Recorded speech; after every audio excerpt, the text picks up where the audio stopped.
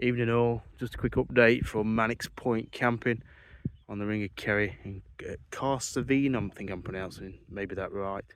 So we're near Skellig Michael, which was where the Star Wars Force Awakens island was, where Luke was found on the island. That's just out there.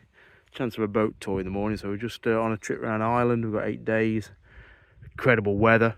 This is a really good campsite, come what may, you know, whether the weather is good or bad. But today, with the weather as it is, it's absolutely stunning. So it's a quiet campsite on this bay.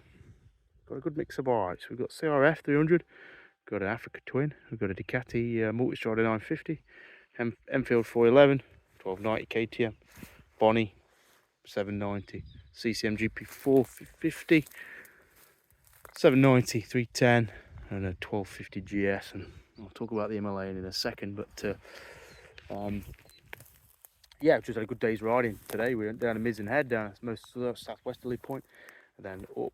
We did pre-sleep, which is a great ride. Google that. I'll edit together a video at the end of the trip. Pre-sleep, then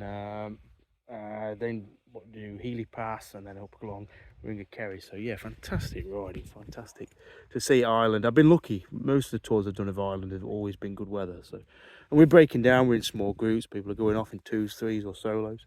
So we're not a big group.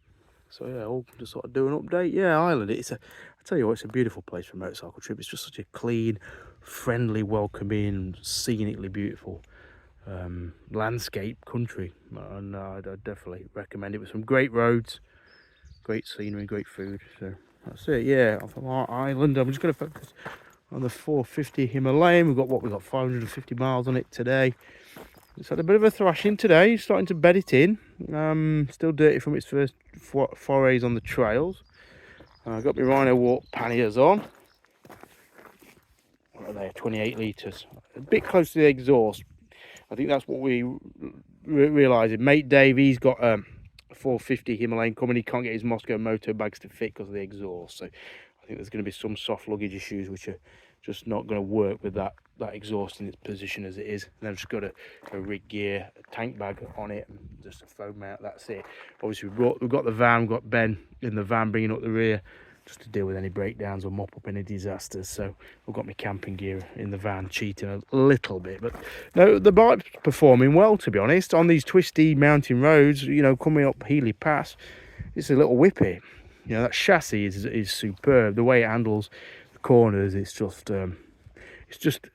tight, aggressive, predictable, but adjustable. It's just got everything you need to really hustle it along. The engine's picking up strength.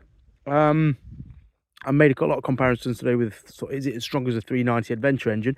Probably not, but it's still got whip in that 50 to 60 to 65 mile an hour range, and I think that's where you find it's faster than the 411. It's just got more pick up and go out the corner, so you're carrying faster pace just because it's got that extra bit, maybe 5 miles an hour faster. That's what it sort of feels like. Better brakes and stuff, and yeah, I'm enjoying spending time on it, just getting a feel for it, for what it is and what it's good for, who it might suit and who it might not suit. But it's performing well, really. Who will it suit? I think it will suit a sort of an adventure tourer traveller who's not going to spend a lot of time on motorways. Because my biggest gripe, if I'm going to talk gripes, is the screen. I had tinnitus. I've got tinnitus, and I've been able to manage tinnitus with some quality molded earplugs, and I've never had a problem on a bike before in the last 3-4 years that I've been suffering tinnitus. But on this bike, there's something about it. I don't know if it's a screen or the wing mirrors, but it absolutely blows my ears off. So I've got ringing ears now, and I can't figure it out. It's almost like it's worse than a naked bike. Whether this screen channels air to your ears or the wing mirrors, I'm not sure, but it does need remedy, because I won't want to sit at much more than 60 miles an hour for very long at all. So I think I'd go deaf. So that to me is something that needs fixing for me. It's obviously, wind noise is a personal thing. Other people might not experience it, but yes, you know, you've got extra kick in the engine to travel a bit faster, but at the minute the ergonomics aren't working for me to go that bit faster, certainly the top speed. So I'd look to improve that. These Seat tyres, I tell you what, I watched a review. I won't say who said it. I watched the review. It's got comparison between the Himalayan and the Tiger 400, and one of the complaints about the Himalayan was the Seat tyres, and now it needed to be replaced by a set of Pirellis, the same as on the Tiger 400. Funnily enough, the guy is sponsored by Pirelli, so that would make sense from his point of view. But I would say that these Seat tyres are a fantastic set of rubber, loads of grip, loads of feel, communicative. I can tell what's happening with the bike. Great, no problems. Then Pirelli's on that 400, they tramline, they find grooves in the tarmac. Terrible tyre. So if I was to offer a completely neutral opinion on which tyres are best out the Seats or the Pirellis, I'd stick with a set of Seats. So nothing wrong with these tyres at all. But it just shows the influence of people who are getting paid to influence, because they'll tell you bobbins. Otherwise, all good. We're still figuring out if we like the look of her. Some people do, some people don't. But at the end of the day, when you're in a place like this, it don't really matter. So, Ireland, come to Ireland. It's great. Cheers.